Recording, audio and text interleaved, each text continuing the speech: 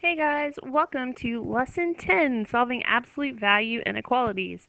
This is the last lesson that will be done from Unit 1, and it will be the last lesson that will be on the test on Friday. So I'm going to say that again because I've been told that people aren't hearing things, so I'm about to get really annoying. Hey guys, guess what? You have a test on Friday. Hey guys, guess what? You have a test on Friday. Hey, by the way, you got a test on Friday. What is it on? It's on Unit 1. It's on solving equations. It's on justifying equations. It's on literal equations. It is on inequalities. It's on compound inequalities. It's on dimensional analysis. You've got a test on Friday. You've got a test on Friday. You've got a test on Friday. Be ready. All right. So here is absolute value inequalities. Now, your goal is to, at the end of this lesson, be able to solve simple absolute value inequalities, graph their solutions, and pay close attention to special cases where there is no solution or infinitely many solutions. So we're going to have some special solutions in there, and I'll tell you what to watch out for. Make sure you're taking notes because guess what? You can use your notes on your test on Friday. All right, we're doing this so that we get used to our absolute value equations. All right, things to know about absolute value inequalities. The first thing, this is similar to what we did in the last lesson, solving absolute value equations. So when you're doing these absolute value inequalities, you might want to have kind of your absolute value equation notes close by. There are a few differences, like when you will graph your absolute value inequalities and not your equations.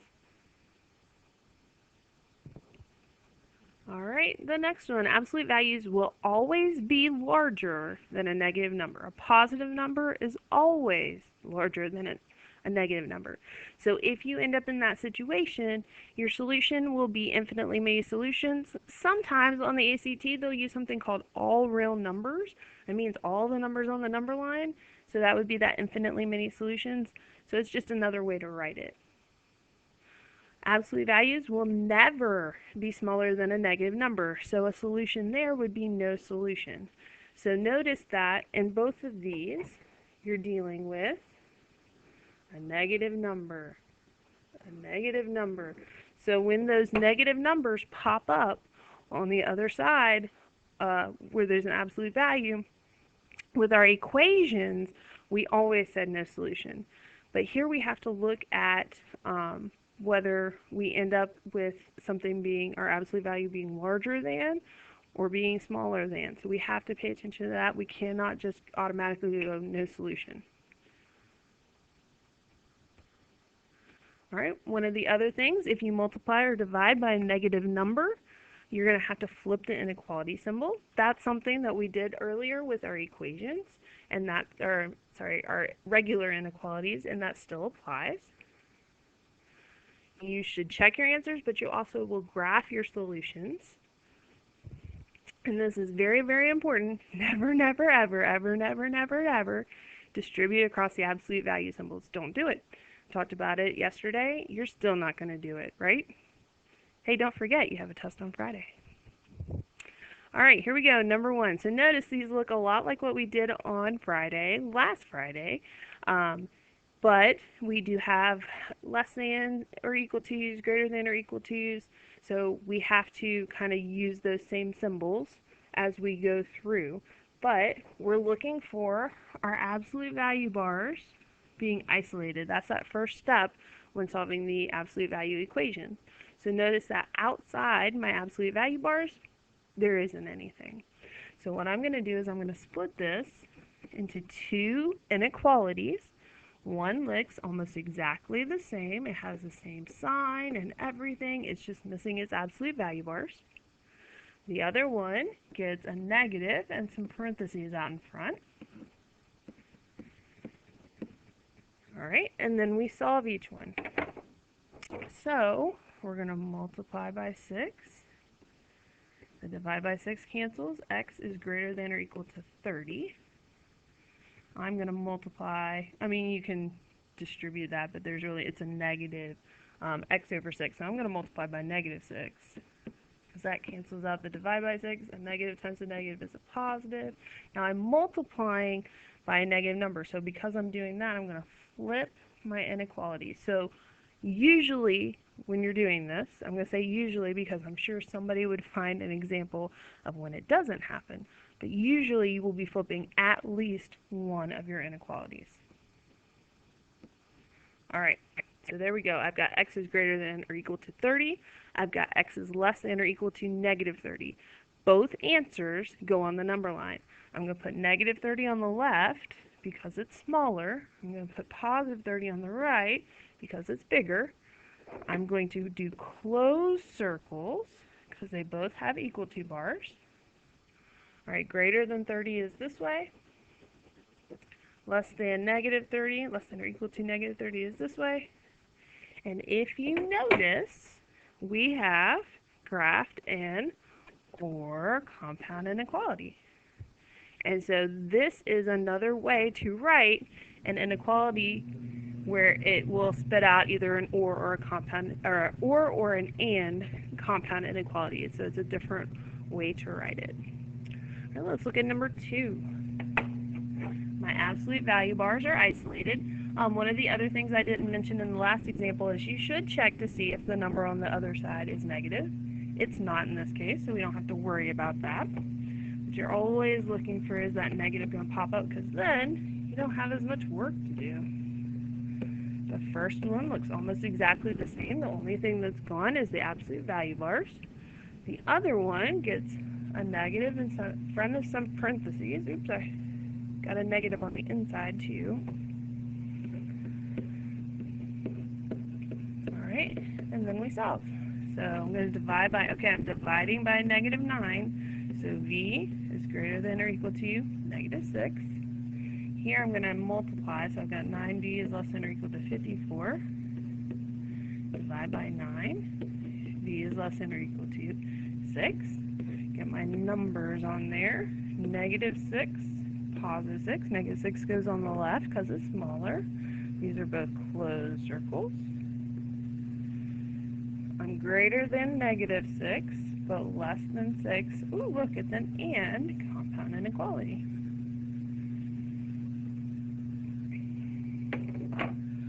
Alright, now let me show you the check part. So 0 is in here somewhere. I didn't show you the check on the last one either. So let's plug that in. So the absolute value of negative 9 times 0 is less than or equal to 54. Well, that's the absolute value of 0. And absolute value is 0, 0. 0 less than 54, less than or equal to? It is. So that means that both of these work. If you were going to pick something and it was not in the shaded region, you should get a false statement. Or if you shouldn't have shaded there, you will get a false statement. All right, let's look at number 3. All right, number 3, let's look at our absolute value bars. Okay, they're isolated. Let's look at the number. It's positive, so we're looking good. We're ready to split this into 2 inequalities. So x plus 5 is less than 9, and then negative x plus 5 is less than 9. And then I'm going to solve. Subtract 5, x is less than 4. I'm going to distribute. I'm going to add.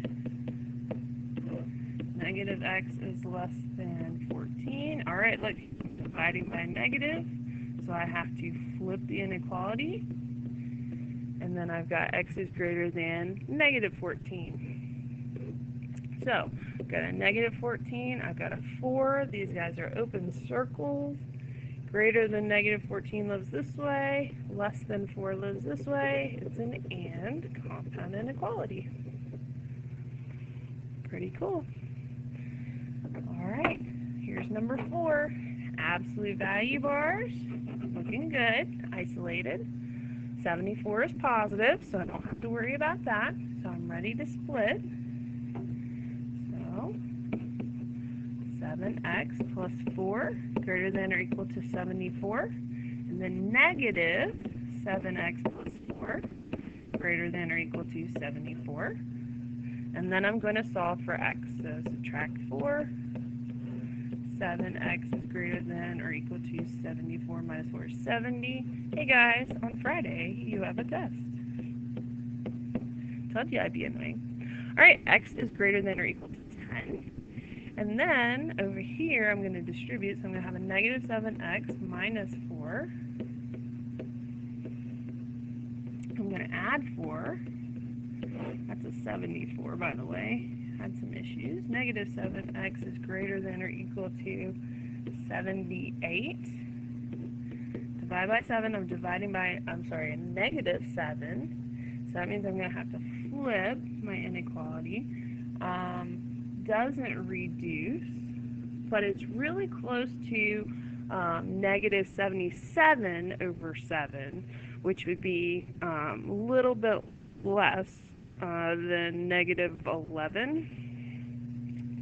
So that means it's definitely smaller. You can also know it's smaller because it's negative. Anything negative is smaller than positive 10, of course. We are going to close those circles up.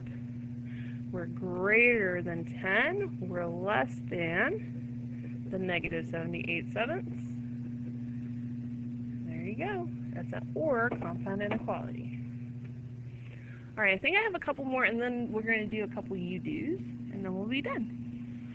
So here's number 5. Oh, look. There's my absolute value bars, but I have this plus 10. So I have to move that plus 10 before my absolute value bars are isolated. So the opposite of adding 10 is subtracting 10. So I've got absolute value b minus 8 is greater than 12. That was a weird noise. Sorry if that bothered you. Hey, by the way, you have a test on Friday. Alright, it's still a positive number. You should always check that. So I've got b minus 8 greater than 12. And then I've got negative b minus 8 is greater than 12. And then I'm going to solve. So I get b is greater than 20. And then over here I'll distribute the negative. I'll subtract negative b is greater than 4. Divide by negative 1. Alright, remember I'm going to have to flip that inequality. I'm running out of room. I'll write it. b is less than negative 4. And we'll get that on the number line. 20, open circle, open circle. And these should match, like, as far as open circle, closed circle, because they're both coming from one inequality initially, so they'll either both be open or both be closed. So something to just kind of keep in mind. Alright, there we go. Now, if we wanted to check it, you could check this side, or you could check this side. It doesn't really matter. It should work on both of those. It won't work if we plugged in something like 0, and we should get a false statement. Actually, let's look at that. Let's plug in 0. Let's see what that looks like. If I plug in 0, I get 0 minus 8. The absolute value of negative 8 is 8. Plus 10 is 18 greater than 22? No. So that means don't shade there. Alright, let's look at 6. Absolute value bars. Looking good. They're isolated. Ooh, look here. I got a negative number. So this is going to be either a infinitely many solutions, all real numbers, you can use those interchangeably, or a no solution. So what we need to do is we need to check and see if it is true. And so what I recommend doing is this. An absolute value always gives you a positive number. Positive number greater than or equal to negative number. The question is this true or is this false? A positive number greater than a negative number. This is true. If you try to do too much in your head, you might just get confused, or you might just go with no solution, and you got a 50-50 shot. But if you actually spend time to think about an absolute value will always give you a positive number. Is a positive number greater than or equal to a negative number? Yes, it is. So our answer is infinitely many solutions. Okay, and then an infinitely many solutions graph. You gotta put a number on it somewhere, and then everything is shaded. Alright, so what you're gonna do is you're gonna try 7 and 8, pause the video, and then unpause it when you're ready to see the answers. Alright, you should be done. So let's look at number 7. We're isolating our absolute value bars, so I definitely have to move that -9. I'm going to add 9. You got to do that move before you split stuff up, because it won't work if you do that. Alright, ooh, I think I subtracted. 12 plus 9 is 21. And then now we can split, and our 21 is positive, so we don't have to worry about that. N divided by 3 is less than 21, and then with parentheses and a negative, get that in there. So then I'm going to multiply both sides by 3 to cancel out the divide by 3. So n is less than 63, and then I'm going to multiply both sides by -3. But then that is going to flip my sign and give me a negative 63. Negative 63 goes on the left because it's smaller. Positive 63 goes on the right because it's bigger. Open circles on both. Less than 63 to the left. Greater than negative 63 to the right. It's an and compound inequality. Alright, let's look at number 8. Now I know that you say that we see a negative before we even get started, but let's make that decision until after the absolute value is isolated, because sometimes things can change. Maybe not in every case, but sometimes they can change. I'm going to add 10, and so I get that absolute value of r minus 2 is less than negative 63. I have a positive number less than a negative number. Sometimes you'll see like a negative out in front. Let's just for a moment pretend there's a -1 out in front, and you would have to divide both sides by -1, and then that would change to a positive value. So just keep in mind you got to isolate the absolute value first, then you can look and see if about the negative and things like that. I'm going to get rid of it because that's actually not in the problem. But some people jump the gun too soon. But a positive number being smaller than a negative number will never happen. It's no solution. And remember, the graph of no solution looks like this. It's a blank graph. Put something on it. But so I know that you didn't ignore it, but there is nothing there. Alright, I think I have 2 more you-try problems. Pause the video, work those out, and then we'll be done. But don't forget, you have a test on Friday. Alright, you should be back. And what we're going to do is we're going to isolate these absolute values. Remember, just for a second, that we can treat it exactly like something like this, where the whole absolute value is what I'm trying to isolate. So treat it like x, and then what would you move first to solve this red inequality? Well, I would subtract 8, and then when I'm done with that, I'm going to end up dividing by 4. So I'm going to use those same ideas. So that's just a way to kind of help figure out what you're going to be doing first. So I'm going to subtract 8. I'm going to have 4, absolute value 6 minus 2a. Do not distribute that 4. Don't you do it. I know you want to. Instead, we're going to divide both sides by 4. So I've got 6 minus 2a in my absolute value is less than or equal to 4. And I can split this up.